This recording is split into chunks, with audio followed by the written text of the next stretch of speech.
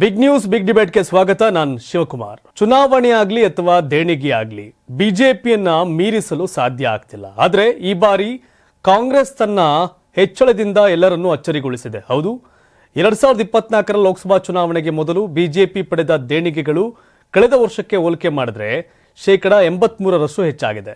ಈ ಅವಧಿಯಲ್ಲಿ ಬಿಜೆಪಿ ಒಟ್ಟು 4340 ಕೋಟಿ ರು ದೇಣಿಗೆ ಪಡೆದಿದೆ. ಅದೇ ಸಮಯದಲ್ಲಿ ಪಕ್ಷಕ್ಕೆ ಬಂದ ಒಟ್ಟು ದೇಣಿಗೆಗಳಲ್ಲಿ ಚುನಾವಣಾ ಬಾಂಡ್ಗಳ ಪಾಲು ಅರ್ಧಕ್ಕಿಂತ ಕಡಿಮೆ ಆಗಿದೆ. 2023-24ನೇ ಸಾಲಿನ ಬಿಜೆಪಿಯ ಲೆಕ್ಕ ಪರಿಶೋಧನಾ ವರದಿಯಿಂದ ಈ ಮಾಹಿತಿ ಬೆಳಕಿಗೆ ಬಂದಿದೆ. ಚುನಾವಣಾ ಆಯೋಗ ಸೋಮವಾರ ಬಿಡುಗಡೆ ಮಾಡಿದ ವಾರ್ಷಿಕ ವರದಿಯ ಪ್ರಕಾರ 2022-23ರಲ್ಲಿ ಭಾರತೀಯ ಜನತಾ ಪಕ್ಷವು 2120 ಕೋಟಿ ರು ಮೌಲ್ಯದ ದೇಣಿಗೆಯನ್ನು ಪಡ್ಕೊಂಡಿದೆ. ಆದರೆ 2023-24ರಲ್ಲಿ ಅದು 4340 ಕೋಟಿ ರು ದೇಣಿಗೆಯನ್ನು ಏರಿಕೆ ಮಾಡಿಕೊಂಡಿದೆ. ವರದಿಯ ಪ್ರಕಾರ ಬಿಜೆಪಿ ಚುನಾವಣಾ ಬಾಂಡ್ಗಳ ರೂಪದಲ್ಲಿ 1685 ಕೋಟಿ ರೂಪಾಯಿಗಳನ್ನು ಪಡೆದಿದ್ದು, ಇದು ಅದರ ಒಟ್ಟು ದೇಣಿಗೆಯ 43% ಆಗಿದೆ. ಇನ್ನು 2022-23ನೇ ಸಾಲಿನಲ್ಲಿ ಬಿಜೆಪಿ ಪಕ್ಷವು ಚುನಾವಣಾ ಬಾಂಡ್ಗಳ ರೂಪದಲ್ಲಿ 1094 ಕೋಟಿ ರುಗಳನ್ನು ಪಡೆದುಕೊಂಡಿದ್ದು, ಇದು ಒಟ್ಟು ದೇಣಿಗೆಯ 61% ರಷ್ಟಿತ್ತು. ಕಳೆದ ವರ್ಷ ಫೆಬ್ರವರಿಯಲ್ಲಿ ಸುಪ್ರೀಂ ಕೋರ್ಟ್ ಚುನಾವಣಾ ಬಾಂಡ್ ಯೋಜನೆಯನ್ನ ಅಸಂವಿಧಾನಿಕ ಅಂತ ಪರಿಗಣಿಸಿ ರದ್ದುಗೊಳಿಸಿತ್ತು ಎಂಬುದನ್ನು ಇಲ್ಲಿ ಉಲ್ಲೇಖ ಮಾಡಬಹುದು. ಇನ್ನು ಲೋಕಸಭಾ ಚುನಾವಣೆಯ ವರ್ಷವಾಗಿರೋದ್ರಿಂದ ನಿರೀಕ್ಷೆಯಂತೆ ಕಳೆದ ವರ್ಷ ಚುನಾವಣಾ ಮತ್ತು ಸಾಮಾನ್ಯ ಪ್ರಚಾರಕ್ಕಾಗಿ ಬಿಜೆಪಿ ಖರ್ಚು ಕಳೆದ ವರ್ಷ 1092 ಕೋಟಿ ರೂಪಾಯಿ. ಇನ್ನು 1754 ಕೋಟಿ ರೂಪಾಯಿ 1754 ಕೋಟಿ ರೂಪಾಯಿಗಳಿಗೆ ಅದು ಏರಿಕೆಯಾಗಿದೆ. ವರದಿಯ ಪ್ರಕಾರ ಜಾಹೀರಾತು ಮತ್ತು ಪ್ರಚಾರಕ್ಕಾಗಿ 591 ಕೋಟಿ ರೂಪಾಯಿಗಳನ್ನು ಬಿಜೆಪಿ ಖರ್ಚು ಮಾಡಿದೆ. ದೇಣಿಗೆ ವಿಷಯದಲ್ಲಿ ಬಿಜೆಪಿ ನಂತರ ಕಾಂಗ್ರೆಸ್ 2ನೇ ಸ್ಥಾನದಲ್ಲಿದೆ. ಆದಾಗ್ಯೂ ಚುನಾವಣಾ ವರ್ಷದಲ್ಲಿ ದೇಣಿಗೆಗಳಲ್ಲಿ ಗಮನಾರ್ಹ ಏರಿಕೆ ಕಂಡುಬಂದಿದೆ. 2022-23ರಲ್ಲಿ 268 ಕೋಟಿ ರುಗಳಿಂದ ಪಕ್ಷಕ್ಕೆ ಬಂದ ದೇಣಿಗೆ ಕಾಂಗ್ರೆಸ್ ಪಕ್ಷಕ್ಕೆ 170% ಹೆಚ್ಚಾಗಿದೆ ಅಂತ ಕಾಂಗ್ರೆಸ್ನ ವಾರ್ಷಿಕ ವರದಿ ತೋರಿಸಿದೆ. ಅಂದರೆ 2023-24ನೇ ಸಾಲಿನಲ್ಲಿ ಕಾಂಗ್ರೆಸ್ ಪಕ್ಷವು 1129 ಕೋಟಿ ರುಗಳನ್ನು ದೇಣಿಗೆಯಾಗಿ ಪಡ್ಕೊಂಡಿದೆ. ಕಾಂಗ್ರೆಸ್ ಸ್ವೀಕರಿಸಿದ ಒಟ್ಟು ದೇಣಿಗೆಗಳಲ್ಲಿ 73% ಅಂದರೆ 828 ಕೋಟಿ ರುಗಳನ್ನು ಚುನಾವಣಾ ಬಾಂಡ್ಗಳ ಮೂಲಕ ಸ್ವೀಕಾರ ಮಾಡಲಾಗಿದೆ. 2022-23ರಲ್ಲಿ ಪ್ರಮಾಣ 171 ಕೋಟಿ ಇತ್ತು. ಕಾಂಗ್ರೆಸ್ ಚುನಾವಣಾ ವೆಚ್ಚ ಕಳೆದ ವರ್ಷ 192 ಕೋಟಿ ರುಗಳಿಂದ 619 ಕೋಟಿ ರುಗಳಿಗೆ ಏರಿಕೆಯಾಗಿದೆ. ಕಳೆದ ವಾರ ಚುನಾವಣಾ ಆಯೋಗ ಪ್ರಕಟಿಸಿದ 2023-24ರ ಟಿಎಂಸಿ ವಾರ್ಷಿಕ ಲೆಕ್ಕ ಪರಿಶೋಧನಾ ವರದಿ ಪ್ರಕಾರ ಟಿಎಂಸಿ ಮಮತಾ ಬ್ಯಾನರ್ಜಿ ಅವರ ಪಾರ್ಟಿ 333 ಕೋಟಿ ರುಗಳಿಂದ 646 ಕೋಟಿ ರುಗಳಿಗೆ ಏರಿಕೆಯಾಗಿದೆ. ಅದರ ಆದಾಯ ಸುಮಾರು 95% ಚುನಾವಣಾ ಬಾಂಡ್ಗಳಿಂದ ಬಂದಿದೆ ಅನ್ನೋ ವಿಷಯ ಈಗ ಹೊರಬಿದ್ದಿದೆ. ಎಲ್ರಿಗೂ ಬಹಳ ಆಶ್ಚರ್ಯ. ಕಾಂಗ್ರೆಸ್ ಕೂಡ ಈ ಚುನಾವಣಾ ಬಾಂಡ್ ಸಂಬಂಧಪಟ್ಟಂಗೆ ಬಿಜೆಪಿನ ಪ್ರಶ್ನೆ ಮಾಡ್ತಿತ್ತು, ಟಿಎಂಸಿ ಕೂಡ ಪ್ರಶ್ನೆ ಮಾಡ್ತಿತ್ತು. ಆದರೆ ಕಾಂಗ್ರೆಸ್ಗೂ ಚುನಾವಣಾ ಬಾಂಡ್ ಮೂಲಕ ಬಂದಿರತಕ್ಕಂಥ ಹಣ ಬಹಳ ಏರಿಕೆಯಾಗಿದೆ, ಟಿಎಂಸಿಗೂ ಏರಿಕೆಯಾಗಿದೆ. ಆದರೆ ಬಿಜೆಪಿಗಿಂತ ಕಡಿಮೆ ಇರಬಹುದೇನೋ, ಬಟ್ ಇಂದಿನ ವರ್ಷಗಳ ಹೋಲಿಕೆ ಮಾಡಿದ್ರೆ ಚುನಾವಣಾ ಬಾಂಡ್ಗಳಿಂದ ಕಾಂಗ್ರೆಸ್ಗೂ ಮತ್ತು ಟಿಎಂಸಿಗೂ ದೊಡ್ಡ ಪ್ರಮಾಣದ ಹಣ ಬಂದಿದೆ. ಹಾಗಾಗಿ ರಾಜಕಾರಣದಲ್ಲಿ ಇತ್ತೀಚೆಗೆ ಯಾರು ಪರಿಶುದ್ಧರು ಅಂತ ನೋಡೋಕ್ಕಿಂತ ಯಾರು ಜಾಸ್ತಿ ಕಳ್ಳರಲ್ಲ ಅಂತ ನೋಡಬೇಕಾಗತ್ತೆ ಅನ್ನೋ ಸಹಜವಾದ ಪ್ರಶ್ನೆ. ಯಾಕಂದರೆ ಚುನಾವಣಾ ಬಾಂಡ್ಗಳ ಮೂಲಕ IT ರೇಡ್ ಮಾಡಿ, CBI ರೇಡ್ ಮಾಡಿ, ED ರೇಡ್ ಮಾಡಿ ಅವ್ರ ಹತ್ರ ಹಣ ಹಾಕ್ಸ್ಕೋತಿದೆ ಅನ್ನೋ ಆರೋಪವನ್ನು ಕಾಂಗ್ರೆಸ್ ಮಾಡ್ತಿತ್ತು ಬಿಜೆಪಿ ವಿರುದ್ಧ. ಆದರೆ ಕಾಂಗ್ರೆಸ್ಗೂ ಸಹ ಚುನಾವಣಾ ಬಾಂಡ್ಗಳ ಮೂಲಕ 100 ಕೋಟಿ ಹಣ ಬಂದಿದೆ, ಟಿಎಂಸಿಗೂ ಬಂದಿದೆ. ಗೊತ್ತಿಲ್ಲ, ರಾಜಕಾರಣದಲ್ಲಿ ಸಹಜ ಇವೆಲ್ಲ. ನಂಬಿಕೆ ಹೆಸರಲ್ಲಿ ಲೂಟಿ, ಮಹಾಕುಂಭಮೇಳಕ್ಕೆ ಹೋಗುವ ವಿಮಾನಗಳ ದರ ದುಪ್ಪಟ್ಟು, ಎಎಪಿ ಸಂಸದ ರಾಘವ್ ಚಡ್ಡಾ ಆಕ್ರೋಶ.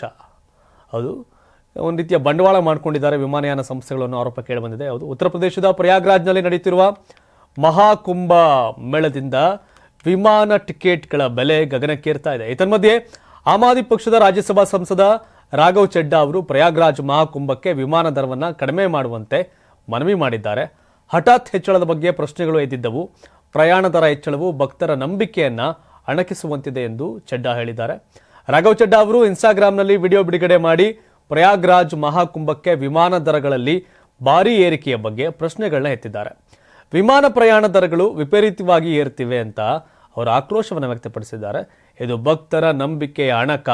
ಸನಾತನ ಧರ್ಮಿಗಳಿಗೆ ಮಹಾಕುಂಭವು ನಂಬಿಕೆ ಮತ್ತು ಆಧ್ಯಾತ್ಮಿಕತೆಯ ಅತಿ ದೊಡ್ಡ ಉತ್ಸವವಾಗಿದೆ. ಇಂದು 144 ವರ್ಷಗಳ ನಂತರ ಪ್ರಯಾಗ್ರಾಜ್ನಲ್ಲಿ ಮಹಾಕುಂಭ ಮೇಳ ನಡೀತಿರುವಾಗ ದೇಶಾದ್ಯಂತ ಮಾತ್ರವಲ್ಲದೆ ಪ್ರಪಂಚದಾದ್ಯಂತ ಲಕ್ಷಾಂತರ ಜನರು ಸ್ನಾನ, ಧ್ಯಾನ ಮತ್ತು ತಪಸ್ಸಿಗಾಗಿ ಪ್ರಯಾಗ್ರಾಜ್ಗೆ ಹೋಗಲು ಬಯಸ್ತಾರೆ. ಆದರೆ ಅಚ್ಚರಿಯ ವಿಷಯವೆಂದರೆ ವಿಮಾನಯಾನ ಸಂಸ್ಥೆಗಳು ಅಂದರೆ ವಿಮಾನ ಕಂಪನಿಗಳು ಈ ನಂಬಿಕೆ ಮತ್ತು ಪರಿಶುದ್ಧತೆಯ ಮಹಾನ್ ಹಬ್ಬವನ್ನು ಭಾರೀ ಲಾಭ ಗಳಿಸುವ ಅವಕಾಶವನ್ನಾಗಿ ಪರಿವರ್ತಿಸಿಕೊಂಡಿವೆ ಎನ್ನುವುದು ಆರೋಪ. ಇನ್ನು ಸಾಮಾನ್ಯ ದಿನಗಳಲ್ಲಿ ಪ್ರಯಾಗ್ರಾಜ್ಗೆ ವಿಮಾನದ ವೆಚ್ಚ 5,000 ರಿಂದ 8,000 ರೂಪಾಯಿಗಳಾಗಿದ್ವು ಅಂತ ಚಡ್ಡಾ ಹೇಳಿದ್ದಾರೆ. ಇಂದು ನೀವು ಅದೇ ವಿಮಾನ ದರ 50,000ದಿಂದ 60,000 ರೂಗಳಿಗೆ ಏರಿಕೆಯಾಗಿದೆ ಟಿಕೆಟ್ ದರ. ಇದರರ್ಥ ವಿಮಾನ ಕಂಪನಿಗಳು ಯಾತ್ರಿಕರಿಂದ ಅನಿಯಂತ್ರಿತ ದರಗಳನ್ನು ವಿಧಿಸ್ತಿವೆ. ಇಂತಹ ಪರಿಸ್ಥಿತಿಯಲ್ಲಿ ಮಹಾಕುಂಭಕ್ಕೆ ಹೋಗಲು ಬಯಸಿದ್ದ ಲಕ್ಷಾಂತರ ಭಕ್ತರು ಇಂದು ನಿರಾಸೆಗೊಳ್ತಿದ್ದಾರೆ. ಈ ಕಂಪನಿಗಳು ಲಾಭದ ಅನ್ವೇಷಣೆಯಲ್ಲಿ ಸರಿಯಾಗಿ ಕಾರ್ಯನಿರ್ವಹಣೆ ಮಾಡ್ತಾ ಇಲ್ಲ. ಈ ವಿಮಾನಯಾನ ಸಂಸ್ಥೆಗಳ ಅನಿಯಂತ್ರಿತಯನ್ನು ನಿಲ್ಲಿಸಿ ಕ್ರಮ ಕೈಗೊಳ್ಳಬೇಕು ಅಂತ ನಾನು ಸರ್ಕಾರವನ್ನು ಒತ್ತಾಯ ಮಾಡ್ತೇನೆ. ವಿಮಾನ ನಿಲ್ದಾಣದಲ್ಲಿ ದುಬಾರಿ ಆಹಾರ ನೀಡಲಾಗ್ತಿದೆ ಎಂಬ ವಿಷಯವನ್ನು ನಾವು ಹಿಂದೆ ಸದನದಲ್ಲಿ ಎತ್ತಿದಾಗ ನಮ್ಮ ಧ್ವನಿ ಸರ್ಕಾರದ ಕಿವಿಗೆ ತಲುಪಿತ್ತು ಮತ್ತು ಪ್ರಯಾಣಿಕರಿಗಾಗಿ ವಿಮಾನ ಕ್ಯಾಂಟೀನ್ಗಳಲ್ಲಿ ಹಗ್ಗದ ಆಹಾರದ ವ್ಯವಸ್ಥೆಯನ್ನು ಪ್ರಾರಂಭ ಮಾಡಲಾಗಿತ್ತು ಕೇಂದ್ರ ಸರ್ಕಾರ ಅಂತ ರಾಘವ್ ಚಡ್ಡಾ ಹೇಳಿದ್ದಾರೆ. ಅದೇ ರೀತಿ ಈ ವಿನಂತಿಯನ್ನು ಸಹ ಸರ್ಕಾರ ಪರಿಗಣಿಸಲಿ, ತಲುಪುತ್ತೆ ಅಂತ ಭಾವಿಸಿದ್ದೇನೆ. ವಿಮಾನಯಾನ ಸಂಸ್ಥೆಗಳು ಮಹಾಕುಂಭಕ್ಕೆ ಹೋಗುವ ಭಕ್ತರಿಗೆ ಹಗ್ಗದ ವಿಮಾನ ಅಂದರೆ ಕಡಿಮೆ ದರದಲ್ಲಿ ಸೌಲಭ್ಯಗಳನ್ನ ಒದಗಿಸ್ತದೆ ಅಂತ ನಾನು ಭಾವಿಸಿದ್ದೇನೆ ಅಂತ ರಾಘವ್ ಚಡ್ಡಾ ಹೇಳಿದ್ದಾರೆ. ಒಳ್ಳೆಯ ವಿಷಯ, ಯಾಕಂದರೆ ಸೀಸನ್ ಬತ್ತು ಅಂದ ತಕ್ಷಣ ರೇಟ್ನ ಈಗ ನಮ್ಮಲ್ಲೂ ಅಷ್ಟೇ ಬಸ್ಗಳು ಹಬ್ಬರಿದಿಂದಲ್ಲಿ ಬೆಂಗಳೂರಿಂದ ಜನ ಊರಿಗೆ ಹೋಗ್ಬೇಕಾದ್ರೆ ಟಿಕೆಟ್ ರೇಟ್ 2 ಪಟ್ಟು 3 ಪಟ್ಟು ಮಾಡಿಬಿಡ್ತಾರೆ. ಬಟ್ ರಾಘವ್ ಚಡ್ಡಾ ಒಳ್ಳೆ ಪ್ರಶ್ನೆಯನ್ನು ಎತ್ತಿದ್ದಾರೆ. ಬಟ್ ವಿಮಾನಯಾನ ಸಂಸ್ಥೆಗಳು ಯಾವ ರೀತಿ ಇದಕ್ಕೆ ರಿಯಾಕ್ಟ್ ಮಾಡ್ತವೆ, ಕೇಂದ್ರ ಸರ್ಕಾರ ಏನು ಆದೇಶ ಕೊಡುತ್ತೆ ಅನ್ನೋದು ನೋಡಬೇಕು. ಯಾಕಂದರೆ 50,000 60,000 ಟಿಕೆಟ್ ದರ ಅಂದರೆ ಹೆಂಗೆ ಇದು ಕತೆ. ನಮ್ಮ ಹುಡುಗ ಚಂದನ್ ಗೌಡ ಸಹ ಪ್ರಯಾಗ್ರಾಜ್ಗೆ ಕುಂಭಮೇಳಕ್ಕೆ ಹೋಗಿದ್ದಾನೆ. ಅದೇ ಹೇಳಿದ್ರೆ ಅಣ್ಣ ಬಾರಣ ಹೋಗೋಣ ಬಸ್ಸಲ್ಲಿ ಅಂತ. ಹಾಗಾಗಿ ಬಿಟ್ಟು 2-3 ದಿನ ಆಗಲ್ಲ ಅಂತ ಹೇಳಿದ್ದೆ. ಸೊ ನಮ್ಮ ಚಂದನ್ ಗೌಡ ಸಹ ಪ್ರಯಾಗ್ರಾಜ್ ಹೋಗಿದ್ದಾರೆ ಬೈ ರೋಡ್ ಬಸ್ಸಲ್ಲಿ. 5 ವರ್ಷಗಳ ನಂತರ ಭಾರತ ಚೀನಾ ನಡುವೆ ನೇರ ವಿಮಾನ ಸೇವೆ ಪುನರಾರಂಭ. ಎಸ್, ಕೋವಿಡ್ ಮಹಾಮಾರಿ ಸ್ಫೋಟದ ಬಳಿಕ ಭಾರತ ಮತ್ತು ಚೀನಾ ನಡುವೆ ಸ್ಥಗಿತವಾಗಿದ್ದ ನೇರ ವಿಮಾನ ಸೇವೆಗಳನ್ನು ಪುನರಾರಂಭಿಸಲು ಇದೀಗ ಭಾರತ ಮತ್ತು ಚೀನಾ ಸರ್ಕಾರಗಳು ಒಪ್ಪಿಗೆ ನೀಡಿವೆ. ಹೌದು, ಕೊರೋನಾ ವೈರಸ್ ಮತ್ತು ನಂತರದ ರಾಜಕೀಯ ಉದ್ವಿಗ್ನತೆಗಳಿಂದಾಗಿ ಸ್ಥಗಿತವಾಗಿದ್ದ ಚೀನಾ ಭಾರತದ ನೇರ ವಿಮಾನ ಸೇವೆಗಳನ್ನು 5 ವರ್ಷಗಳ ನಂತರ ಪುನರಾರಂಭಗೊಳಿಸಲು ಭಾರತ ಮತ್ತು ಚೀನಾ ಎರಡೂ ದೇಶಗಳು ಒಪ್ಪಿಗೆ ನೀಡಿವೆ. ಪ್ರಸಕ್ತ ವರ್ಷದ ಬೇಸಿಗೆಯಿಂದ ಕೈಲಾಸ ಮಾನಸ ಸರೋವರ ಯಾತ್ರೆಯನ್ನ ಪುನರಾರಂಭ ಮಾಡಲು ಭಾರತ ಹಾಗೂ ಚೀನಾ ಪರಸ್ಪರ ಒಪ್ಪಿಕೊಂಡಿವೆ. ಚೀನಾದ ವಿದೇಶಾಂಗ ಕಾರ್ಯದರ್ಶಿ ಉಪ ವಿದೇಶಾಂಗ ಸಚಿವರನ್ನ ಬೀಜಿಂಗ್ನಲ್ಲಿ ಭೇಟಿ ಮಾಡಿದ ಭಾರತ ವಿದೇಶಾಂಗ ಕಾರ್ಯದರ್ಶಿ ವಿಕ್ರಮ್ ಮಿಸ್ರಿ ವಿಸ್ತೃತ ಚರ್ಚೆ ನಡೆಸಿದರು. ಈ ಕುರಿತು ಉಭಯ ದೇಶಗಳ ವಿದೇಶಾಂಗ ಕಾರ್ಯದರ್ಶಿಗಳ ಮಟ್ಟದ ಮಾತುಕತೆಯಲ್ಲಿ ಈ ನಿರ್ಧಾರಕ್ಕೆ ಬರಲಾಗಿದ್ದು, ಹಾಲಿ ಇರುವ ಒಪ್ಪಂದಗಳ ಅನ್ವಯ ಇದಕ್ಕೆ ಅಗತ್ಯವಾಗಿರುವ ಸೂಕ್ತ ವ್ಯವಸ್ಥೆಯನ್ನ ಚರ್ಚಿಸಲಾಗುವುದು ಎಂದು ವಿದೇಶಾಂಗ ಸಚಿವಾಲಯ ಹೇಳಿದೆ. ಜೊತೆಗೆ ಉಭಯ ದೇಶಗಳ ನಡುವೆ ನೇರ ವಿಮಾನಗಳನ್ನು ಪುನರಾರಂಭಗೊಳಿಸುವ ಬಗ್ಗೆಯೂ ತಾತ್ವಿಕ ಒಪ್ಪಿಗೆ ನೀಡಲಾಗಿದೆ ಎಂದು ಸಚಿವಾಲಯ ಸ್ಪಷ್ಟಪಡಿಸಿದೆ. ಕಳೆದ ಅಕ್ಟೋಬರ್ನಲ್ಲಿ ಕಜನ್ನಲ್ಲಿ ನಡೆದ ಮಾತುಕತೆಯ ವೇಳೆ ಪ್ರಧಾನಿ ನರೇಂದ್ರ ಮೋದಿ ಮತ್ತು ಚೀನಾ ಅಧ್ಯಕ್ಷ ಕ್ಸಿ ಜಿನ್ ಪಿಂಗ್ ಅವರು ಈ ಬಗ್ಗೆ ಒಪ್ಪಿಕೊಂಡ ಮೇರೆಗೆ ವಿಧಿವಿಧಾನಗಳನ್ನು ಅಂತಿಮಪಡಿಸಲು ಕಾರ್ಯದರ್ಶಿ ಮಟ್ಟದ ಮಾತುಕತೆ ನಡೆಯಿತು. ಉಭಯ ದೇಶಗಳ ದ್ವಿಪಕ್ಷೀಯ ಸಂಬಂಧದ ಬಗ್ಗೆಯೂ ಚರ್ಚೆ ನಡೆಯಿತು. ಸಂಬಂಧವನ್ನ ಸ್ಥಿರಗೊಳಿಸಲು ಮತ್ತು ಮರು ನಿರ್ಮಿಸಲು ನಿರ್ದಿಷ್ಟ ಜನಕೇಂದ್ರಿತ ಹೆಜ್ಜೆಗೆ ಬಗ್ಗೆಯೂ ಉಭಯ ದೇಶಗಳು ಒಪ್ಪಿಕೊಂಡಿವೆ. ಬೇಸಿಗೆಯಲ್ಲಿ ಕೈಲಾಸ ಮಾನಸ ಸರೋವರ ಯಾತ್ರೆ ನಡೆಸೋಕ್ಕೂ ಕೂಡ ಒಪ್ಪಿಕೊಂಡಿವೆ. ಇದೇ ವೇಳೆ ಏನು ಕೈಲಾಸ ಮಾನಸ ಸರೋವರ ಯಾತ್ರೆಯ ಪುನರಾರಂಭ ಈ ನಿಟ್ಟಿನಲ್ಲೂ ಕೂಡ ಉಭಯ ದೇಶಗಳು ದೊಡ್ಡ ಹೆಜ್ಜೆಯನ್ನು ಇಟ್ಟಿದ್ದು, ಟಿಬೇಟ್ ಕೈಲಾಸ ಪರ್ವತ ಮತ್ತು ಮಾನಸ ಸರೋವರ ಯಾತ್ರೆಯನ್ನ 2020 ಕೋವಿಡ್ ಸಂದರ್ಭದಲ್ಲಿ ಸ್ಥಗಿತಗೊಳಿಸಲಾಗಿತ್ತು. ಕೋವಿಡ್ ಬಳಿಕ ಉಭಯ ದೇಶಗಳ ನಡುವಿನ ಸಂಬಂಧ ಹದಗೆಟ್ಟ ಹಿನ್ನೆಲೆಯಲ್ಲಿ ಯಾತ್ರೆ ಪುನರಾರಂಭದ ಸಂಬಂಧ ಒಪ್ಪಂದ ನವೀಕರಣಗೊಂಡಿರಲಿಲ್ಲ. ಇದೀಗ ಈ ವರ್ಷದ ಬೇಸಿಗೆಯಲ್ಲಿ ಕೈಲಾಸ ಮಾನಸ ಸರೋವರ ಯಾತ್ರೆಯನ್ನ ಪುನರಾರಂಭಿಸಲು ಎರಡೂ ದಕ್ಷಿಣ ಏಷ್ಯಾದ ಪ್ರಬಲ ದೇಶಗಳು ನಿರ್ಧಾರವನ್ನು ಮಾಡಿವೆ. ಇದು ಒಳ್ಳೆಯ ಬೆಳವಣಿಗೆ ಅಂತ ಹೇಳ್ಬೋದು. ಯಾಕಂದರೆ ಆ ಸನ್ನಿವೇಶದಲ್ಲಿ ಚೀನಾ ಬಗ್ಗೆ ಭಾಳ ಸೆಟ್ಟಿತ್ತು, ಕೋಪ ಇತ್ತು, ಎಲ್ಲವೂ ಇತ್ತು. ಹಾಗಾಗಿ ವಿಮಾನಯಾನ ಎರಡೂ ದೇಶಗಳ ನಡುವೆ ಸ್ತಬ್ಧ ಆಗಿತ್ತು. ಕೈಲಾಸ ಮಾನಸ ಸರೋವರ ಯಾತ್ರೆಗೂ ಕೂಡ ಬ್ರೇಕ್ ಬಿದ್ದಿತ್ತು. ಇದೀಗ ಮತ್ತೆ ಮಾತುಕತೆಗಳು ಪುನರಾರಂಭವಾಗ್ತಿವೆ. ಯುದ್ಧದಿಂದ ಏನೂ ಸಾಧ್ಯವಿಲ್ಲ, ಪ್ರೀತಿ, ಸ್ನೇಹ, ವಿಶ್ವಾಸದಿಂದ ಎಲ್ಲವೂ ಸಾಧ್ಯ ಅನ್ನೋ ಮಾತು ಸತ್ಯ.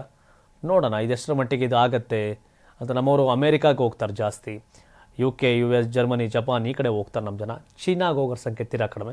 ಚೀನಾದಲ್ಲಿ ಎಷ್ಟೋ ಜನ ನಮ್ಮ ಕನ್ನಡಿಗರಿದ್ದಾರೆ, ಅವರು ಕೂಡ ಕೋವಿಡ್ ವೇಳೆ ಭಾಳಷ್ಟು ಅಲ್ಲಿನ ಸನ್ನಿವೇಶ ವಿವರಣೆ ಕೊಟ್ಟಿದ್ರು. ಈಗ ಮತ್ತೆ ಮತ್ತೊಂದು ಮಹಾಮಾರಿ ಬಂದ್ಬಿಡ್ತು ಅಂತ ನಮ್ಮವರೆಲ್ಲ ಬ್ರೇಕಿಂಗ್ ನ್ಯೂಸ್ ಆಗೋ ಟೈಮಲ್ಲಿ ನೋ ಆ ಥರದ್ದು ಏನೂ ಇಲ್ಲ ಅಂತ ಭಾಳಷ್ಟು ಜನ ಕನ್ನಡಿಗ ಯೂಟ್ಯೂಬರ್ಸ್ ಚೀನಾದಿಂದ ಅಲ್ಲಿ ಸನ್ನಿವೇಶವನ್ನು ತೋರಿಸಿದ್ರು. ಸೊ ಹಾಗಾಗಿ ನೆರೆಯ ರಾಷ್ಟ್ರವಾದರೂ ಸಹ ಚೀನಾಗೆ, ಯಾಕಂದರೆ ನಮ್ಮವ್ರು ಬಹುತೇಕ ಇಂಗ್ಲೀಷ್ ಕೋರ್ಡಿನೇಟ್ ಮಾಡ್ತಾರೆ, ಅಮೆರಿಕಾದಲ್ಲಿ ಇಂಗ್ಲೀಷು, ಯುರೋಪ್ ಕಂಟ್ರಿಗಳಲ್ಲಿ ಇಂಗ್ಲೀಷ್ ಮಾತನಾಡ್ತಾರೆ, ಅಲ್ಲಿ ಸರಿ ಹೋಗುತ್ತೆ. ಬಟ್ ಚೀನಾದಲ್ಲಿ ಈ ಗೂಗಲ್ ಆಗಲಿ, ಯೂಟ್ಯೂಬ್ ಆಗಲಿ, ಈ ಥರ ಫೇಸ್ಬುಕ್ ಆಗಲಿ ಯಾವುದೂ ಬಳಸಲ್ಲ. ಒಂಥರ ಸಂವಹನ ಕೊರತೆ, ಬೇರೆ ಬೇರೆ ಲೆಕ್ಕಾಚಾರಗಳಿದೆ. ಇಷ್ಟಾಗಿಯೂ ಸಹ ಒಂದಷ್ಟು ಕನ್ನಡಿಗರು ಕೂಡ ಅಲ್ಲಿ ಜೀವನ ಮಾಡ್ತಾ ಇದ್ದಾರೆ, ಚೀನಾದಲ್ಲಿ ಬದುಕು ಕಟ್ಕೋತಿದ್ದಾರೆ. ಸೊ ಹಾಗಾಗಿ ಇದು ಒಳ್ಳೆಯ ಬೆಳವಣಿಗೆ ಅಂತ ಹೇಳ್ಬೋದು. ಇನ್ನು ಫೆಬ್ರವರಿಯಲ್ಲಿ ಮೋದಿ ಶ್ವೇತಭವನ ಭೇಟಿ ಸಾಧ್ಯತೆ ಅಂತ ಅಮೆರಿಕ ಅಧ್ಯಕ್ಷ ಡೊನಾಲ್ಡ್ ಟ್ರಂಪ್ ಹೇಳಿದ್ದಾರೆ. ಫೆಬ್ರವರಿಯಲ್ಲಿ ಪ್ರಧಾನಿ ನರೇಂದ್ರ ಮೋದಿ ಶ್ವೇತಭವನಕ್ಕೆ ಭೇಟಿ ನೀಡುವ ಸಾಧ್ಯತೆ ಇದೆ ಎಂದು ಅಮೆರಿಕ ಅಧ್ಯಕ್ಷ ಡೊನಾಲ್ಡ್ ಟ್ರಂಪ್ ಹೇಳಿಕೆಯನ್ನು ಕೊಟ್ಟಿದ್ದಾರೆ. ಫ್ಲೋರಿಡಾದಿಂದ ಜಾಯಿಂಟ್ ಬೇಸ್ ಆಂಡ್ರೂಸ್ಗೆ ಹಿಂದಿರುಗುವಾಗ ವಾಯುನೆಲೆಯಲ್ಲಿ ಸೋಮವಾರ ಸುದ್ದಿಗಾರರೊಂದಿಗೆ ಮಾತನಾಡಿದ ಟ್ರಂಪ್, ಇಂದು ಬೆಳಗ್ಗೆ ಮೋದಿ ಅವರೊಂದಿಗೆ ಸುದೀರ್ಘ ಮಾತುಕತೆ ನಡೆಸಿದ್ದೇನೆ. ಅವರು ಮುಂದಿನ ತಿಂಗಳು ಬಹುಶಃ ಫೆಬ್ರವರಿಯಲ್ಲಿ ಶ್ವೇತಭವನಕ್ಕೆ ಬರಲಿದ್ದಾರೆ ಅಂತ ಟ್ರಂಪ್ ಹೇಳಿದ್ದಾರೆ. ಪ್ರಧಾನಿ ಮೋದಿ ಜೊತೆಗಿನ ದೂರವಾಣಿ ಸಂಭಾಷಣೆ ಕುರಿತು ಪ್ರಶ್ನೆಗೆ ಟ್ರಂಪ್ ಉತ್ತರವನ್ನು ಕೊಟ್ಟಿದ್ದಾರೆ. ಭಾರತದೊಂದಿಗೆ ನಾವು ಉತ್ತಮ ಸಂಬಂಧವನ್ನು ಹೊಂದಿದ್ದೇವೆ ಎಂದು ತಿಳಿಸಿದರು. ಈ ಸುದ್ದಿ ಕೇಳಿ ಬಹಳ ಖುಷಿ ಪಡಕ್ಕೆ ಹೋಗ್ಬೇಡಿ. ಈಗಾಗಲೇ ಅಕ್ರಮ ವಲಸಿಗರು ಅಂತ ನಮ್ಮವರು 18,000 ಜನ ನಾವು ವಾಪಸ್ ದೇಶಕ್ಕೆ ಕಳ್ಸೋಕ್ಕೆ ಟ್ರಂಪ್ ಮುಂದಾಗಿದ್ದಾರೆ. ಇದಿಷ್ಟೇ ಅಲ್ಲ, ನಾವೇನೇನು ಪದಾರ್ಥಗಳನ್ನ ಅಲ್ಲಿಂದ ಕೊಂಡ್ಕೋತೀವಿ, ನಮ್ಮ ಹೆವಿ ಟ್ಯಾಕ್ಸ್ ಹಾಕ್ತಾಯಿದ್ರು ಇಂಡಿಯಾದಲ್ಲಿ, ಅವರು ಅದಕ್ಕೆ ನಾವು ಪ್ರತಿಯಾಗಿ ಟ್ಯಾಕ್ಸ್ ಹಾಕ್ತೀವಿ ಅಂತ ವಾರ್ನಿಂಗ್ ಕೊಟ್ಟಿದ್ದಾರೆ. ಟ್ಯಾಕ್ಸ್ ವಿಷಯದಲ್ಲಿ ಭಾರತಕ್ಕೆ ಟ್ರಂಪ್ ಬಿಸಿನೇ, ಟಫ್ಫೆ. ಅಂಡ್ ಅಕ್ರಮ ವಲಸಿಗರು ಅನ್ನೋ ವಿಷಯದಲ್ಲೂ ಕೂಡ ಟ್ರಂಪ್ ಟಫ್ಫೆ. ಅದು ತಪ್ಪೆ, ಯಾಕಂದರೆ ವೀಸಾ ಪಡ್ಕೊಂಡು ಆ ಮೂಲಕ ಅಮೆರಿಕ ಕಾಲಿಡಬೇಕು. ಅಲ್ಲೆಲ್ಲ ಬೇಲಿ ಯಾರಿ ಓಡಿದ್ರೆ ಅಕ್ರಮ ವಲಸಿಗರು, ಅದನ್ನು ನಾವು ಹಂಗೆ ಟ್ರೀಟ್ ಮಾಡ್ತೀವಿ. ನಮ್ಮ ದೇಶಕ್ಕೂ ಆ ಥರ ಬಂದರೆ ನಾವು ಒಪ್ಪಕ್ಕೆ ರೆಡಿ ಇಲ್ಲ. ಹಾಗಾಗಿ ಆ ವಿಷಯದಲ್ಲಿ ಒಪ್ಪಬಹುದು. ಬಟ್ ಟ್ಯಾಕ್ಸ್, ಅಮೆರಿಕದಿಂದ ಭಾರತಕ್ಕೆ ಬರುವ ವಸ್ತುಗಳ ಮೇಲೆ ಅಧಿಕ ಸುಂಕವನ್ನು ವಿಧಿಸಿದೆ ಭಾರತ ಅನ್ನೋ ಆರೋಪ ಇದೆ. ನಮ್ಮಲ್ಲೇ ಉತ್ಪಾದನೆ ಮಾಡಿ ಟ್ಯಾಕ್ಸ್ ಇಷ್ಟು ಹಾಕಲ್ಲ ಅಂತ ಹೇಳ್ತಾರೆ. ಬಟ್ ಮೇಡ್ ಇನ್ ಇಂಡಿಯಾ ಅನ್ನೋ ಕಾನ್ಸೆಪ್ಟ್ ಭಾರತಕ್ಕೆ ಒಳ್ಳೆಯದೇ. ಬಟ್ ನಾವು ಟ್ಯಾಕ್ಸ್ ಹಾಕ್ತೀವಿ ಅನ್ನೋ ಕಾರಣಕ್ಕೆ ಅಮೆರಿಕ ನಮ್ಮ ಮೇಲೆ ಬೇರೆ ರೀತಿಯ ಸೇಡನ್ನು ತೀರಿಸ್ಕೊಳ್ಳೋಕ್ಕೆ, ಟ್ಯಾಕ್ಸ್ ವಿಷಯದಲ್ಲಿ ಸೇಡನ್ನು ತೀರಿಸ್ಕೊಳ್ಳೋಕೆ ಮುಂದಾದರೆ ಅದು ನಮ್ಗೆ ಸ್ವಲ್ಪ ನಷ್ಟ ಆಗಬಹುದೇನೋ. ಬಟ್ ಮುಂದಿನ ದಿನಗಳಲ್ಲಿ ಅದನ್ನು ನೋಡಬೇಕಾಗತ್ತೆ.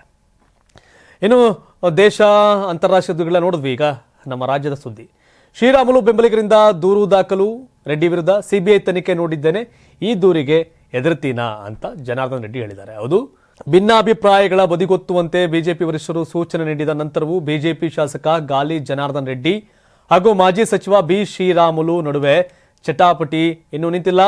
ಶ್ರೀರಾಮುಲು ಹಾಗೂ ಅವರ ಸಮುದಾಯಕ್ಕೆ ಅವಮಾನ ಮಾಡಿದ್ದಾರೆಂದು ಆರೋಪಿಸಿ ಶ್ರೀರಾಮುಲು ಅವರ ಅಭಿಮಾನಿಗಳು ದೂರನ್ನು ಕೊಟ್ಟಿದ್ದಾರೆ. ಗಾಲಿ ಜನಾರ್ದನ್ ರೆಡ್ಡಿ ವಿರುದ್ಧ ದೂರನ್ನು ದಾಖಲಿಸಿದ್ದಾರೆ. ಎಸ್ಟಿ ಸಮುದಾಯದ ಮುಖಂಡ ವೆಂಕಟರಾಜ್ ಮಾತನಾಡಿ, ಶ್ರೀರಾಮುಲು ತಮ್ಮ ಮನೆಗೆ ಶಸ್ತ್ರಾಸ್ತ್ರಗಳೊಂದಿಗೆ ಬಂದು ತಮ್ಮನ್ನು ರಕ್ಷಿಸುವಂತೆ ಬೇಡಿಕೊಂಡರು ಎಂದು ರೆಡ್ಡಿ ಪತ್ರಿಕಾಗೋಷ್ಠಿಯಲ್ಲಿ ಹೇಳಿದ್ದಾರೆ. ಶ್ರೀರಾಮುಲು ಅವರನ್ನ ಮನುಷ್ಯರನ್ನಾಗಿ ಮಾಡಿದ್ದು ಅವರೇ ಎಂದು ಹೇಳಿಕೊಂಡಿದ್ದಾರೆ. ಇದು ಎಸ್ಟಿ ಸಮುದಾಯದ ನಾಯಕನನ್ನ ರೆಡ್ಡಿ ಹೇಗೆ ನಡೆಸಿಕೊಳ್ತಾರೆ ಎಂಬುದನ್ನು ತೋರಿಸುತ್ತದೆ. ಶ್ರೀರಾಮುಲು ಅವರಿಗೆ ಜನಾರ್ದನ್ ರೆಡ್ಡಿ ಅವರು ಅವಮಾನ ಮಾಡಿದ್ದು, ಈ ಸಂಬಂಧ ದೌರ್ಜನ್ಯ ಪ್ರಕರಣ ದಾಖಲಿಸಬೇಕು ಅಂತ ಬಳ್ಳಾರಿ ಎಸ್ಪಿಗೆ ಮನವಿ ಸಲ್ಲಿಸಿದ್ದೇವೆ. ಶೀಘ್ರದಲ್ಲೇ ಕ್ರಮ ಕೈಗೊಳ್ಳುವ ಭರವಸೆ ಇದೆ ಅಂತ ಅವರು ಹೇಳಿದ್ದಾರೆ. ಇನ್ನು ಸಂಡೂರು ಉಪಚುನಾವಣೆಯಲ್ಲಿ ಬಿಜೆಪಿ ಅಭ್ಯರ್ಥಿ ಪರ ಶ್ರೀರಾಮುಲು ಕೆಲಸ ಮಾಡಿಲ್ಲ ಎಂದು ಆರೋಪ ಮಾಡಲಾಗಿದೆ. ಅವರು ಬಿಜೆಪಿ ಅಭ್ಯರ್ಥಿಗಾಗಿ ಕೆಲಸ ಮಾಡಿದ್ದರು, ಆದರೆ ಅಂತಿಮವಾಗಿ ಮತದಾರರು ಕಾಂಗ್ರೆಸ್ ಅಭ್ಯರ್ಥಿಯನ್ನು ಆಯ್ಕೆ ಮಾಡಿದ್ರು. ನಾವು ಶ್ರೀರಾಮುಲು ಜೊತೆ ನಿಲ್ತೇವೆ. ಶ್ರೀರಾಮುಲು ಅವರಿಗೆ ಕಾರ್ಯಕರ್ತರು ಮತ್ತು ನಾಯಕರ ದೊಡ್ಡ ಬೆಂಬಲವಿದ್ದು, ಇದನ್ನು ಪರಿಗಣಿಸಿ ಬಿಜೆಪಿ ಅವರಿಗೆ ಉತ್ತಮ ಸ್ಥಾನಮಾನ ನೀಡಬೇಕು ಅಂತ ಒತ್ತಾಯವನ್ನು ಮಾಡಿದ್ದಾರೆ. ಈ ಸಂದರ್ಭದಲ್ಲಿ ಈ ನಡುವೆ ಪ್ರಕರಣ ಕುರಿತು ಪ್ರತಿಕ್ರಿಯೆ ಕೊಟ್ಟಿರ್ತಕ್ಕಂಥ ಜನಾರ್ದನ್ ರೆಡ್ಡಿ ಅವರು, ಸಿಬಿಐ ತನಿಖೆಯನ್ನೇ ಫೇಸ್ ಮಾಡಿದ್ದೇನೆ. ಇನ್ನು ರಾಮುಲು ಬೆಂಬಲಿಗರು ನನ್ನ ವಿರುದ್ಧ ನೀಡಿರೋ ದೂರು ಯಾವ ಲೆಕ್ಕ, ನನ್ನ ಯಾವುದೋ ದೂರಿಗೆ ಜಗ್ಗೋನಲ್ಲ ಎದುರೋನಲ್ಲ ಅಂತ ತಿರುಗೇಟನ್ನು ಕೊಟ್ಟಿದ್ದಾರೆ. ಈ ಗ್ಯಾಪಲ್ಲಿ ಮತ್ತೊಂದು ಸುದ್ದಿ ಏನಪ್ಪಾ ಅಂದ್ರೆ, ಜನಾರ್ದನ್ ರೆಡ್ಡಿ ರಾಮುಲು ಕಚ್ಚಾಟಕ್ಕೆ ಸದ್ಯ ಬ್ರೇಕ್ ಹಾಕೋಕೆ ಹೈಕಮಾಂಡ್ ಮುಂದಾಗಿದೆ, ವಾರ್ನಿಂಗ್ ಕೂಡ ಕೊಟ್ಟಿದ್ದಾರೆ ಅನ್ನೋ ಸುದ್ದಿ ಇದೆ. ಹೌದು, ಮಾಜಿ ಸಚಿವರಾದ ಜನಾರ್ದನ್ ರೆಡ್ಡಿ ಮತ್ತು ಶ್ರೀರಾಮುಲು ಸದ್ಯಕ್ಕೆ ಸೈಲೆಂಟ್ ಆಗಿದ್ದಾರೆ. ಇಬ್ಬರು ನಾಯಕರು ಬಹಿರಂಗವಾಗಿ ಆರೋಪ ಪ್ರತ್ಯಾರೋಪ ಮಾಡಿದ್ರು. ಈ ಹಿಂದೆ ವೈಯಕ್ತಿಕ ಮಟ್ಟದ ಕಚ್ಚಾಟ ಬಿಜೆಪಿಗೆ ದೊಡ್ಡ ಮಟ್ಟದಲ್ಲಿ ಹಾನಿ ಉಂಟು ಮಾಡಿತ್ತು. ಬಿಜೆಪಿ ಆಂತರಿಕ ಭಿನ್ನಾಭಿಪ್ರಾಯಗಳ ನಡುವೆ ಇವರಿಬ್ಬರ ಬಂಡಾಯ ಹೈಕಮಾಂಡ್ ನಾಯಕರಿಗೆ ತಲೆ ಕೆಡಿಸಿತ್ತು. ಈ ನಿಟ್ಟಿನಲ್ಲಿ ದೆಹಲಿ ನಾಯಕರು ಇಬ್ಬರಿಗೂ ಫೋನ್ ಕರೆ ಮಾಡಿ ಸುಮ್ನಿರಪ್ಪ ಅಂತ ಸೂಚನೆ ಕೊಟ್ಟಿದ್ದಾರಂತೆ. ಸಂಡೂರು ಉಪಚುನಾವಣೆ ವಿಚಾರವಾಗಿ ಇಬ್ಬರು ನಾಯಕರು ರೆಡ್ಡಿ ಮತ್ತೆ ಶ್ರೀರಾಮುಲು ಅವರು ಬಹಿರಂಗವಾಗಿ ಆರೋಪ ಮತ್ತೆ ಪ್ರತ್ಯಾರೋಪವನ್ನು ಮಾಡಿದ್ರು. ಒಂದು ಕಾಲ ಆತ್ಮೀಯ ಸ್ನೇಹಿತರಾಗಿದ್ದರು ಇವರಿಬ್ಬರು.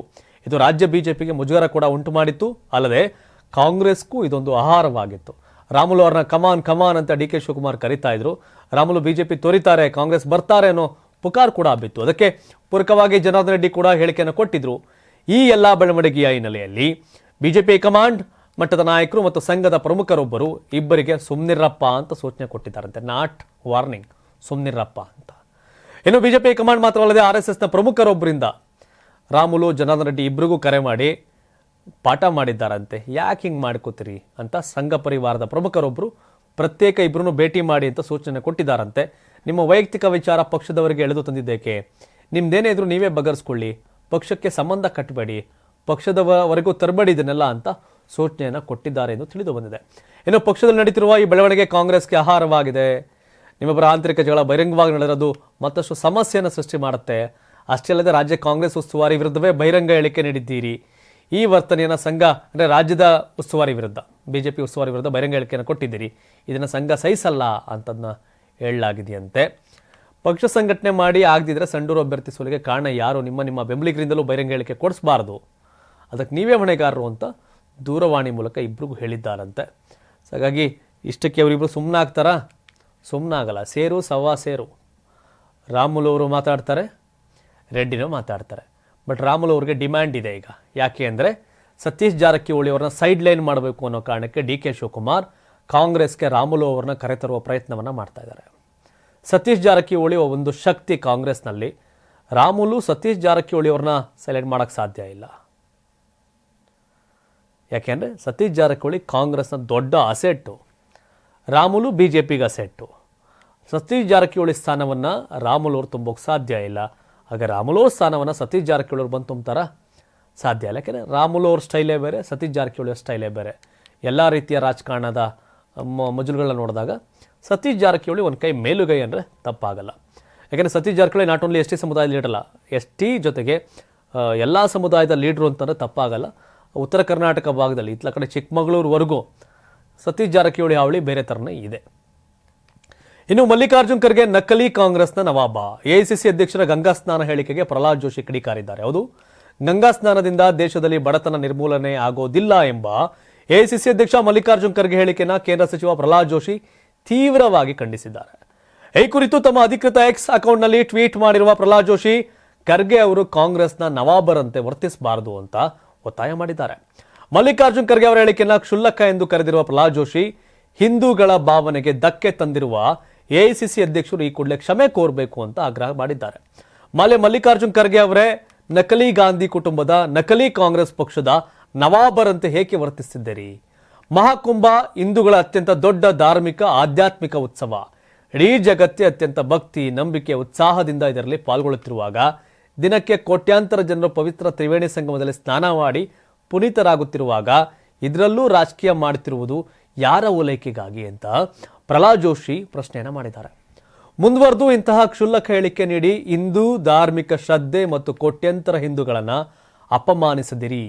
ಪ್ರಧಾನಿ ಮೋದಿ ಹಾಗೂ ಅಮಿತ್ ಶಾ ಅವರ ಗಂಗಾ ನದಿಯ ತೀರ್ಥ ಸ್ನಾನದ ಕುರಿತು ನೀವು ಆಡಿದ ವ್ಯಂಗ್ಯದ ಮಾತುಗಳು ಸಮಸ್ತ ಹಿಂದೂಗಳ, ಅವರ ಭಾವನೆಗಳ, ಅವರ ಶ್ರದ್ಧೆಯನ್ನು ಅವಮಾನಿಸಿ ಆಡಿದ ಮಾತುಗಳಾಗಿವೆ. ನಿಮ್ಮ ಹೇಳಿಕೆಗೆ ಕ್ಷಮೆ ಯಾಚನೆ ಮಾಡಿ. ಎನ್ಡಿ ಮೈತ್ರಿಕೂಟ ಸಮಸ್ತ ಸನಾತನ ಧರ್ಮದ ವಿರೋಧಿ ಎಂಬುದು ಈ ಹೇಳಿಕೆಯಿಂದ ಮತ್ತೊಮ್ಮೆ ಸಾಬೀತಾಗಿದೆ ಅಂತ ಕೇಂದ್ರ ಸಚಿವರು ತೀವ್ರವಾಗಿ ತರಾಟೆಗೆ ತೆಗೆದುಕೊಂಡಿದ್ದಾರೆ. ಇನ್ನು ಮಲ್ಲಿಕಾರ್ಜುನ್ ಖರ್ಗೆ ಅವತ್ತೇನು ಹೇಳಿದ್ರು ಅಂದ್ರೆ, ನೆನೆ ಮಾತನಾಡ್ತಾ ಮಧ್ಯಪ್ರದೇಶದ ಮಹುವಿನಲ್ಲಿ ನಡೆದ ಜೈ ಬಾಪು, ಜೈ ಭೀಮ್, ಜೈ ಸಂವಿಧಾನ್ ರ್ಯಾಲಿಯನ್ನ ಉದ್ದೇಶಿಸಿ ಮಾತನಾಡಿದ ಮಲ್ಲಿಕಾರ್ಜುನ್ ಖರ್ಗೆ ಅವರು ಉತ್ತರ ಪ್ರದೇಶದ ಪ್ರಯಾಗ್ರಾಜ್ನಲ್ಲಿ ನಡೀತಿರ್ತಕ್ಕಂಥ ಮಹಾಕುಂಭ ಮೇಳದಲ್ಲಿ ಪವಿತ್ರ ಸ್ನಾನ ಮಾಡ್ತಿರುವ ಬಿಜೆಪಿ ನಾಯಕರನ್ನ ತರಾಟೆಗೆ ತೆಗೆದುಕೊಂಡಿದ್ರು. ಗಂಗಾ ಸ್ನಾನ ಮಾಡೋದ್ರಿಂದ ದೇಶದಲ್ಲಿ ಬಡತನ ನಿರ್ಮೂಲನೆ ಆಗೋದಿಲ್ಲ ಎಂದು ಹೇಳಿದ್ದೆ ಮಲ್ಲಿಕಾರ್ಜುನ್ ಖರ್ಗೆ. ಇದಕ್ಕಾಗಿ ಬಿಜೆಪಿ ನಾಯಕರು ಲಕ್ಷಾಂತರ ರೂಪಾಯಿ ಖರ್ಚು ಮಾಡ್ತಿದ್ದಾರೆ ಎಂದು ಆರೋಪಿಸಿದ್ರು. ಕ್ಯಾಮೆರಾಗಳಿಗೆ ಫೋಸ್ ನೀಡಲು ಮಹಾಕುಂಭ ಮೇಳದಲ್ಲಿ ಪವಿತ್ರ ಸ್ನಾನ ಮಾಡ್ತಿರುವುದು ಬಿಜೆಪಿ ನಾಯಕರು ನಕಲಿ ಹಿಂದೂಗಳೆಂದು ಮಲ್ಲಿಕಾರ್ಜುನ್ ಖರ್ಗೆ ಗುಡುಗಿದ್ರು. ಮಲ್ಲಿಕಾರ್ಜುನ್ ಖರ್ಗೆ ಹೇಳಿಕೆಯನ್ನ ತೀವ್ರವಾಗಿ ಖಂಡಿಸಿರ್ತಕ್ಕಂಥ ಬಿಜೆಪಿ ಹಿಂದೂಗಳ ಧಾರ್ಮಿಕ ಅಸ್ಮಿತೆಗೆ ಎಐಸಿಸಿ ಅಧ್ಯಕ್ಷರು ಅಪಮಾನ ಮಾಡಿದ್ದಾರೆ ಅಂತ ಕಿಡಿಕಾರಿದ್ರು. ಈ ಕುರಿತು ಮಾತನಾಡಿದ್ದ ಬಿಜೆಪಿ ರಾಷ್ಟ್ರೀಯ ವಕ್ತಾರ ಸಮಿತ್ ಪಾತ್ರ, ಮಲ್ಲಿಕಾರ್ಜುನ್ ಖರ್ಗೆ ಅವರು ಇಫ್ತಾರ್ ಕೂಟ ಆಯೋಜನೆ ಮಾಡೋದ್ರಿಂದ ಶ್ರೀಮಂತಿಕೆ ಬರುತ್ತದೆ ಎಂದು ತಿಳಿದಿದ್ದಾರೆ ಎಂದು ವ್ಯಂಗ್ಯವಾಡಿದರು. ಇದೀಗ ಮಲ್ಲಿಕಾರ್ಜುನ್ ಖರ್ಗೆ ಅವರನ್ನ ತೀವ್ರವಾಗಿ ತರಾಟೆಗೆ ತೆಗೆದುಕೊಂಡಿರುವ ಕೇಂದ್ರ ಸಚಿವ ಪ್ರಹ್ಲಾದ್ ಜೋಶಿ ಹಿಂದೂಗಳ ಭಾವನೆಗೆ ಧಕ್ಕೆ ತಂದಿರುವ ಎಐಸಿಸಿ ಅಧ್ಯಕ್ಷರು ಈ ಕೂಡಲೇ ಕ್ಷಮೆ ಕೋರಿ ಅಂತ ಒತ್ತಾಯ ಮಾಡಿದ್ದಾರೆ. ಅವರವರ ನಂಬಿಕೆ, ಭಾವನೆಗಳು, ಬದುಕು. ಮಲ್ಲಿಕಾರ್ಜುನ ಖರ್ಗೆ ಕೇವಲ ಬಿಜೆಪಿ ನಾಯಕನ ಪ್ರಶ್ನೆ ಮಾಡಿಲ್ಲ. ನಾನಾಗಲೇ ನಿನ್ನೆ ಕೂಡ ಮಾತನಾಡ್ತಾ ಹೇಳಿದೆ, ಕರ್ನಾಟಕದ ವಿಧಾನಸಭೆಯ ಸ್ಪೀಕರ್ ಯುಟಿ ಖಾದರ್ ಕೂಡ ಪ್ರಯಾಗ್ರಾಜ್ಗೆ ಹೋಗಿ ಅಲ್ಲಿ ಸಾಧು ಸಂತರ ಜೊತೆ, ಅಘೋರಿಗಳ ಜೊತೆ ಮಾತನಾಡಿ ಚರ್ಚೆ ಮಾಡಿ ಬಂದಿರೋ ಫೋಟೋಗಳು, ಅದನ್ನು ಕೂಡ ನೀವು ಓದಿದ್ದೀವಿ.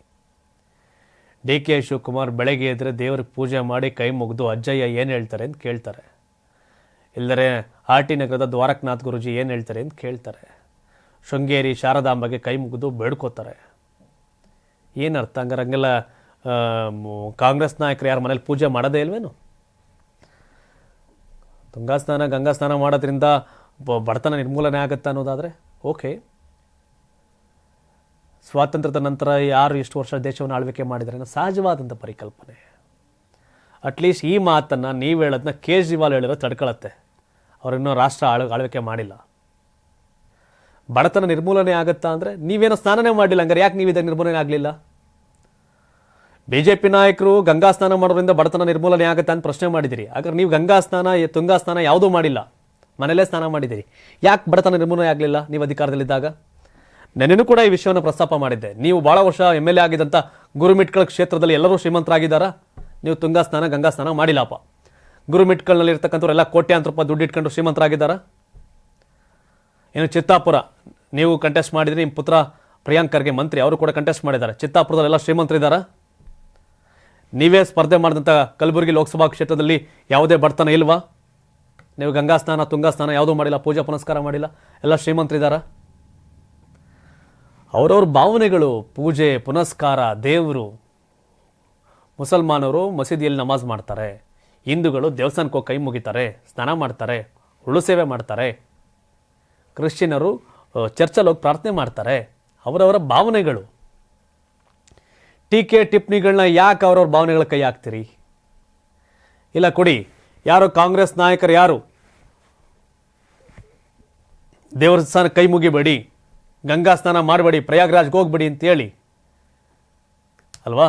ಸ್ನಾನ ಮಾಡಿದ್ರೆ ಬಡತನ ನಿರ್ಮೂಲನೆ ಆಗುತ್ತೆ ಪ್ರಶ್ನೆ ಕೇಳೋದಾದರೆ, ಕಾಂಗ್ರೆಸ್ ಆಡಳಿತ NDA ಮೈತ್ರಿಕೂಟ ಆಡಳಿತ ಇರತಕ್ಕಂಥ ರಾಜ್ಯಗಳಲ್ಲಿ ಆಚರಣೆಗಳನ್ನು ನಿಲ್ಲಿಸಿ ಆಗುತ್ತೇನು? ಒಬ್ಬ ಪ್ರಬುದ್ಧ ರಾಜಕಾರಣಿ ಮಲ್ಲಿಕಾರ್ಜುನ್ ಖರ್ಗೆ, ಯಾರೋ Digvijay Singh typo, Venugopal typo, Surjewala typo leader ಅಲ್ಲ. ಮಲ್ಲಿಕಾರ್ಜುನ್ ಖರ್ಗೆ ಅಂತಂದರೆ ತೂಕದ ಮನುಷ್ಯ. ಮಲ್ಲಿಕಾರ್ಜುನ್ ಖರ್ಗೆ ಅಂತಂದರೆ ಅವ್ರದ್ದೇ ಆದಂಥ ಗತ್ತು ಗೈರತ್ತು ವಿಷಯಗಳಿದೆ. ಬಟ್ ಯಾಕೆ ಈ ಥರ ಸ್ಟೇಟ್ಮೆಂಟ್ಗಳು ಕೊಡ್ತೀರಿ ಗೊತ್ತಾಗ್ತಿಲ್ಲ. ರಾಹುಲ್ ಗಾಂಧಿ ಅವ್ರು ಕೊಟ್ಟರೆ ಓಕೆ, ಅವ್ರು ಹೇಳೋದೇ ಹಂಗೆ ಅಂತ ಅನ್ಬೋದಪ್ಪ. ಮಲ್ಲಿಕಾರ್ಜುನ್ ಖರ್ಗೆ ಅವರು ಈ ರೀತಿಯ ಲಾಜಿಕ್ ಮಾಡೋದಾದರೆ, ಒಂದು ಕಡೆ ಬೆಟ್ BJP ಅವರೇ ಸ್ನಾನ ಮಾಡಿಬಿಟ್ರೆ ಬಡತನ ನಿರ್ಮೂಲನೆ ಆಗುತ್ತೆ ಅನ್ನೋದಾದ್ರೆ, ಇನ್ನು 3 ಬೆಳ್ಳು ನೀವೇ ಆಳ್ವಿಕೆ ಮಾಡೋದ್ರಲ್ಲ, ನಿರ್ಮೂಲನೆ ಆಗಿದೆಯಾ? ದೇಶ ಬಿಟ್ಬಿಡಿ, ರಾಜ್ಯ ಬಿಟ್ಬಿಡಿ. ಚಿತ್ತಾಪುರ ಏನೆಲ್ಲ ಶ್ರೀಮಂತರ? ಗುರುಮಿಟ್ಗಳೆಲ್ಲ ಶ್ರೀಮಂತರ? ಪ್ರಶ್ನೆ ಸಹಜವಾಗಿ ಬರುತ್ತೆ. ಗೊತ್ತಿಲ್ಲ. ಟೀಕೆ ಟಿಪ್ಪಣಿಗಳು ಬೇಕು, ಅದಕ್ಕೊಂದು ಬೌಟ್ರಿ ಬೇಕು. ಮುಸ್ಲಿಂ ಸಮುದಾಯಕ್ಕೆ ಸೇರಿದಂಥ ಸ್ಪೀಕರ್ UT ಖಾದರ್ ಪ್ರಯಾಗ್ರಾಜ್ಗೆ ಹೋಗ್ಬಿಟ್ಟು ಸಾಧು ಸಂತರ ಬಳಿ ಕೂತಿರುವಾಗ, ಎಷ್ಟೋ ಜನ ಕಾಂಗ್ರೆಸ್ ನಾಯಕರೇ ಪ್ರಯಾಗ್ರಾಜಲ್ಲಿ ಪುಣ್ಯಸ್ನಾನ ಮಾಡ್ತಿರುವಾಗ, ಕಾಂಗ್ರೆಸ್ನ AICC ಅಧ್ಯಕ್ಷ ಅಂತ ಮಲ್ಲಿಕಾರ್ಜುನ್ ಖರ್ಗೆ ಅವರ ಈ ಹೇಳಿಕೆ ಪ್ರಸ್ತುತವೇ ಅನ್ನೋ ಪ್ರಶ್ನೆ ಕಾಡುತ್ತೆ. ಏನು ಹೇಳ್ತೀರಿ? ಕಾಮೆಂಟ್ ಮಾಡಿ. ಮುಂದಿನ ಸುದ್ದಿ ಕಡೆ ಗಮನವನ್ನು ಕೊಡೋಣ. ಇನ್ನು BJP ಸ್ಥಿತಿ ಈಗ ಮನೆಯೊಂದು 6 ಬಾಗಿಲು ಅನ್ನೋದು ಲಕ್ಷ್ಮಣ್ ಸವದಿ ಅವರ ಲೇವಡಿ. BJP ಮಾಜಿ ನಾಯಕರು ಇವರು ಕೂಡ. BJP ಪರಿಸ್ಥಿತಿ ಈಗ ಮನೆಯೊಂದು 6 ಬಾಗಿಲಿನಂತಾಗಿದೆ ಅಂತ ಶಾಸಕ ಲಕ್ಷ್ಮಣ್ ಸವದಿ ವ್ಯಂಗ್ಯವಾಡಿದ್ದಾರೆ. ಬೆಳಗಾವಿಯಲ್ಲಿ ಮಾತನಾಡಿದವರು, BJPಲಿ ಈಗ ಎಲ್ಲವೂ ಸರಿಯಿಲ್ಲ, ಅಲ್ಲಿ ಮನೆಯೊಂದು 3 ಬಾಗಿಲಲ್ಲ 6 ಬಾಗಿಲಾಗಿವೆ. ಅಲ್ಲಿ ಶ್ರೀರಾಮುಲು ಮಾತ್ರವಲ್ಲ, ಹಲವರಿಗೆ ಸಮಸ್ಯೆಗಳಿವೆ. ಇತ್ತೀಚಿನ ದಿನಗಳಲ್ಲಿ ಮತ್ತಷ್ಟು ಹೊಸ ಸಮಸ್ಯೆಗಳು ಹುಟ್ಟುತ್ತಲೇ ಇವೆ ಅಂತ ದೂರಿದರು. ಜನಾರ್ದನ್ ರೆಡ್ಡಿ ಹಾಗೂ ಶ್ರೀರಾಮುಲು ಮಧ್ಯೆ ಇರುವ ವೈಮನಸ್ಸು ಈಗ ಭುಗಿಲೆದ್ದಿದ್ದು, ಶ್ರೀರಾಮುಲು ನೊಂದಿದ್ದಾರೆ.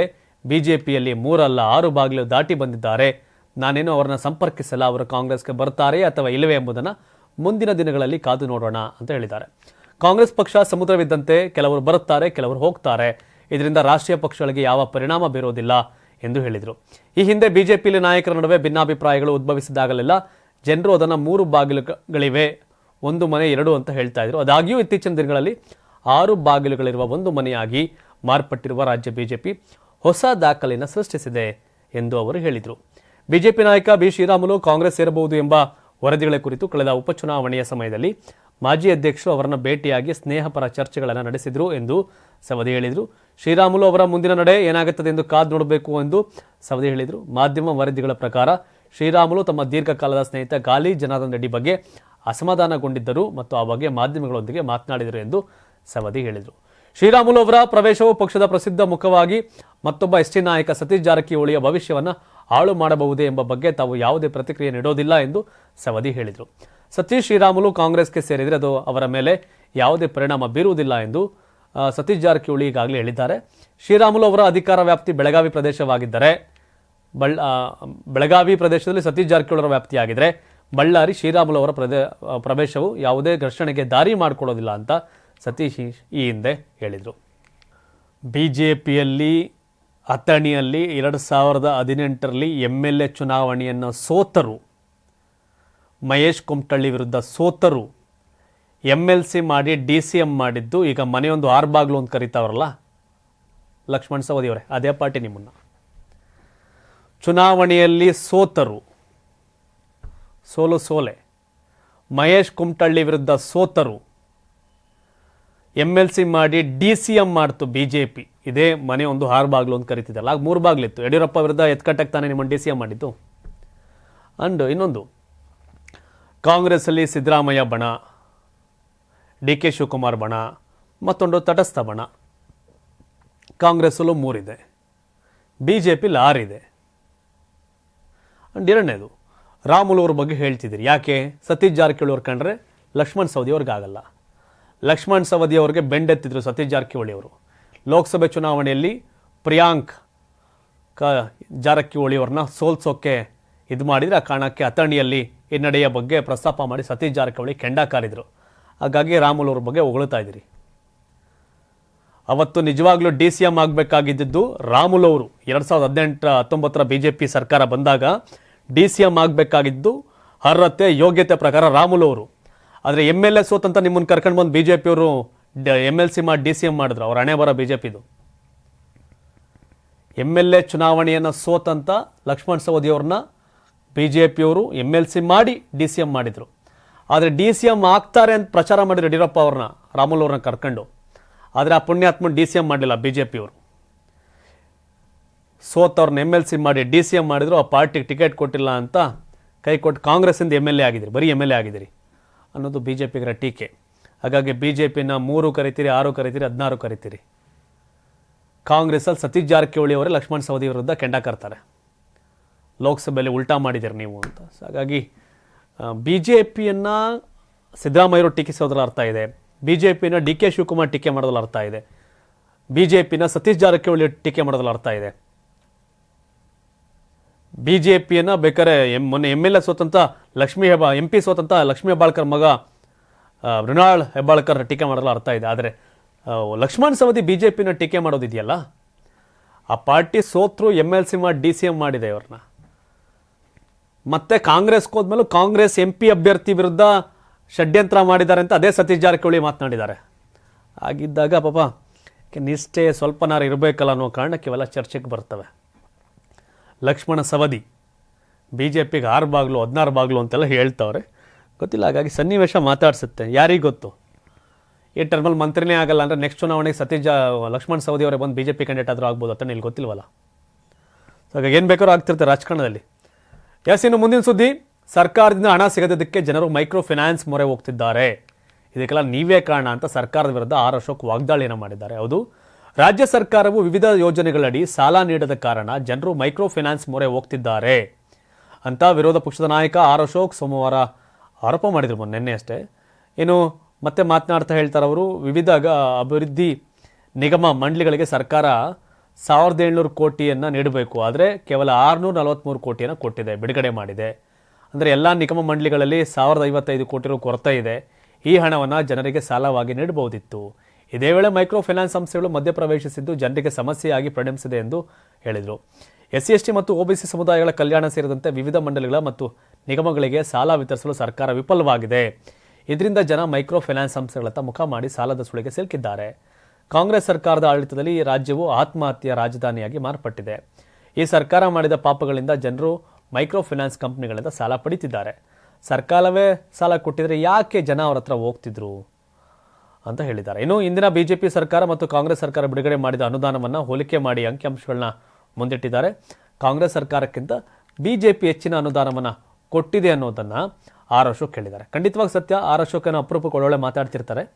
ಕಾಂಗ್ರೆಸ್ ಸರ್ಕಾರವೇ ನಿಗಮ ಮಂಡಳಿ ಅಭಿವೃದ್ಧಿ ಮಂಡಳಿಗಳು ಏನಿದೆ ಅವಕ್ಕೆಲ್ಲ ಹಣವನ್ನು ಕೊಟ್ಟು ಸಾಲ ಸೌಲಭ್ಯ ಕೊಟ್ಟಿರೋ ಜನ ಆಗಿ ತಗೋತಿದ್ರು ಅನ್ನೋ ಸಹಜವಾಗಿ ಕಾಣುತ್ತೆ. ಇನ್ನು ವಾಲ್ಮೀಕಿ ನಿಗಮದಲ್ಲಿ ಆ ಜನಾಂಗದ ಯುವಕರು ಉದ್ಯೋಗ ಸೃಷ್ಟಿಗೆ ಡೆವಲಪ್ಮೆಂಟ್ಗೆ ಅಂತ ಕೊಟ್ಟಂಥ ಹಣವನ್ನು ನುಂಗಿ ನೀರು ಕುಡಿದು ಅದನ್ನು ತೀರಿಸಿದ್ದಾರೆ. ಆ ಸಂಬಂಧಪಟ್ಟಂತೆ ಎಲ್ಲ ಆಚೆ ಬಂದವರು ಈಗಾಗಲೇ. ಇದು ಸಮಸ್ಯೆ. ಯಾಕಂದರೆ ಸರ್ಕಾರವೇ ಸಾಲ ಸೌಲಭ್ಯವನ್ನು ಕೊಟ್ಟರೆ ಮೈಕ್ರೋ ಫೈನಾನ್ಸ್ ಅವ್ರಿಗೆ ಏನು ಕೆಲಸ? ಸರ್ಕಾರ ಕೊಡಬೇಕಾಗಿರೋದು ಕೊಡೋದು ಬಿಟ್ಟು ಬೇರೆಲ್ಲ ಮಾಡ್ತಿದೆ ಅನ್ನೋದು ಇವ್ರ ಆರೋಪ. ಅದು ಸತ್ಯ ಅನ್ಸುತ್ತೆ. ಸರ್ಕಾರವೇ ಸಾಲ ಕೊಡಲಿ ಎಲ್ರಿಗೂ. ಮೈಕ್ರೋ ಫೈನಾನ್ಸ್ ಎಲ್ರಿಗೂ ನಾಳೆಗೆ ಬೀಗ ಜಡಿಲಿ. ಸರ್ಕಾರ ಅವ್ರದ್ದೆಲ್ಲ ಒಂದು ರೌಂಡ್ ಮನ್ನಾ ಮಾಡೋಕ್ಕೆ ಸಾಧ್ಯನಾ ಅಂತ ಚೆಕ್ ಮಾಡಲಿ. ಸಾಲ ಮನ್ನಾ ಮಾಡ್ಬೋದಾ, ಏನು ಕತೆ ಅಂತ ಚೆಕ್ ಮಾಡಲಿ. ಮನ್ನಾ ಮಾಡೋಕ್ಕೆ ಸಾಧ್ಯನಾ ಅಂತ. ಇನ್ನು ಲಾಸ್ಟ್ ಕ್ರಿಕೆಟ್ ವಿಷಯ. AB ಡಿವಿಲಿಯರ್ಸ್ RCB ಫ್ರಾಂಚೈಸಿಗಾಗಿ ಆಡಿದ್ದು ತಪ್ಪಂತೆ.